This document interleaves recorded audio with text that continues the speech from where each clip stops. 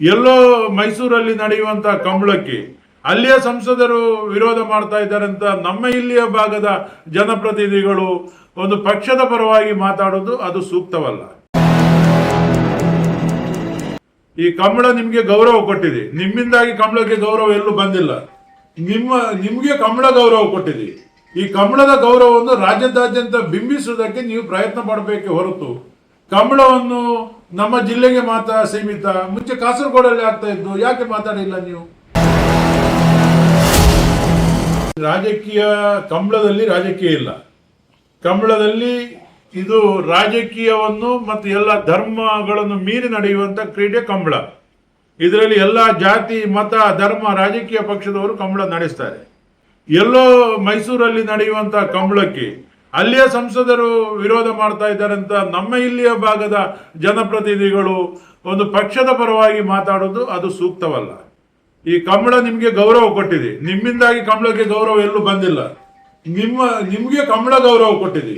ಈ ಕಂಬಳದ ಗೌರವವನ್ನು ರಾಜ್ಯದಾದ್ಯಂತ ಬಿಂಬಿಸುವುದಕ್ಕೆ ನೀವು ಪ್ರಯತ್ನ ಪಡಬೇಕೆ ಹೊರತು ಕಂಬಳವನ್ನು ನಮ್ಮ ಜಿಲ್ಲೆಗೆ ಮಾತ್ರ ಸೀಮಿತ. ಮುಂಚೆ ಕಾಸರಗೋಡಲ್ಲಿ ಆಗ್ತಾ ಇದ್ದು, ಯಾಕೆ ಮಾತಾಡಿಲ್ಲ ನೀವು?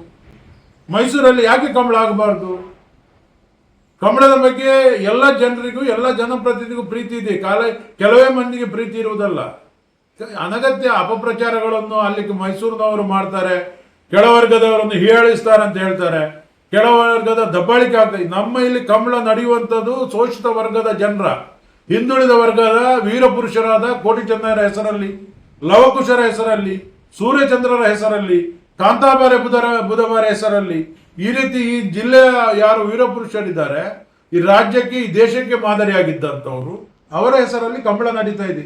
ಅದನ್ನು ವೈಭವೀಕರಿಸುವಂತ ಕೆಲಸವನ್ನು ಇಲ್ಲಿಯ ಜನಪ್ರತಿನಿಧಿಗಳು ಧೈರ್ಯದಿಂದ ಮಾಡಿ, ಒಂದು ಪಕ್ಷದ ಕೈಗೊಂಬೆ ರೀತಿಯಲ್ಲಿ ನಾನು ವರ್ತನೆ ಮಾಡಬಾರ್ದು. ಯಾವ ಜನಪ್ರತಿನಿಧಿಗಳು ಕೂಡ ಕಂಬಳದ ಬಗ್ಗೆ ಮಾತಾಡಬಾರ್ದು. ನಮ್ಮ ಕಂಬಳ ಸಂಘಟಕರಿಗೆ ಮುಖ್ಯಮಂತ್ರಿಗಳಾದಂಥ ಡಿ.ಕೆ. ಶಿವಕುಮಾರ್ ಅವರು ಸಿಹಿ ಸುದ್ದಿಯನ್ನು ನೀಡಿದ್ದಾರೆ, ನುಡಿದಂತೆ ನಡೆದಿದ್ದಾರೆ. 2025-26ನೇ ಸಾಲಿಗೆ ನಡೆದಂಥ ದಕ್ಷಿಣ ಕನ್ನಡ ಮತ್ತು ಉಡುಪಿ ಜಿಲ್ಲೆಯ 23 ಕಂಬಳಗಳಿಗೆ ತಲಾ 5 ಲಕ್ಷದಂತೆ 1,15,00,000 ರೂಪಾಯಿ ಪ್ರವಾಸೋದ್ಯಮ ಇಲಾಖೆಯಿಂದ ಬಿಡುಗಡೆಗೊಳಿಸಿದ್ದಾರೆ. ಈಗಾಗಲೇ ಕಂಬಳ ಸಂಘಟಕರಿಗೆ ಕಂಬಳ ಆಯೋಜನೆ ಮಾಡುವುದು ದೊಡ್ಡ ಒಂದು ಹೊರೆ. ಸಂಪ್ರದಾಯ, ಸಂಸ್ಕೃತಿ ಮತ್ತು ತುಳುನಾಡಿನ ಈ ವಿವಿಧ ಕ್ರೀಡೆಯನ್ನು ಇನ್ನಷ್ಟು ಎತ್ತರಕ್ಕೆ ಕೊಂಡೊಯ್ಯಬೇಕೆಂಬ ಆಶಯ ನಮ್ಮ ಕಂಬಳ ಸಮಿತಿ. ಈ ಹಿಂದೆ 2024-25ರಲ್ಲಿ ಸಿದ್ದರಾಮಯ್ಯನವರು ಮುಖ್ಯಮಂತ್ರಿಗಳಾಗಿದ್ದಾಗ ಕ್ರೀಡಾ ಇಲಾಖೆಯಿಂದ 19 ಕಂಬಳಕ್ಕೆ 2 ಲಕ್ಷದಂತೆ ಮತ್ತು ಪ್ರವಾಸೋದ್ಯಮ ಇಲಾಖೆಯಿಂದ 5 ಲಕ್ಷದಂತೆ 10 ಕಂಬಳಗಳಿಗೆ ಅನುದಾನ ನೀಡಿದ್ದಾರೆ. ಅದಕ್ಕಿಂತ ಮೊದಲು ಸದಾನಗೌಡರು ಈ ರಾಜ್ಯದ ಮುಖ್ಯಮಂತ್ರಿಗಳಾಗಿದ್ದಾಗ ಕಂಬಳಗಳಿಗೆ 1 ಕೋಟಿ ಅನುದಾನವನ್ನು ಬಿಡುಗಡೆಗೊಳಿಸಿದ್ದಾರೆ. ಎಲ್ಲ ಸರ್ಕಾರಗಳು ಕಂಬಳಗಳಿಗೆ ನಿರಂತರವಾದಂತಹ ಸಹಕಾರವನ್ನು ರಾಜಕೀಯ ರಹಿತವಾಗಿ ನೀಡುತ್ತಾ ಬಂದಿರುವುದು ಇಲ್ಲಿ ವಿಶೇಷತೆ. ಇದೇ ನಮ್ಮ ಕಂಬಳ ಕ್ರೀಡೆಯ ಒಂದು ದೊಡ್ಡ ಒಂದು ಗೌರವ.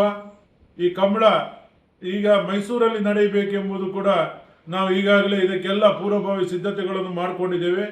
ಮುಂದಿನ ಬಜೆಟಲ್ಲಿ ಕಂಬಳಕ್ಕೆ 5 ಕೋಟಿ ರೂಪಾಯಿ ಅನುದಾನ ನೀಡುವ ಬಗ್ಗೆ ಕೂಡ ಮುಖ್ಯಮಂತ್ರಿಗಳು ಭರವಸೆ ನೀಡಿದ್ದಾರೆ.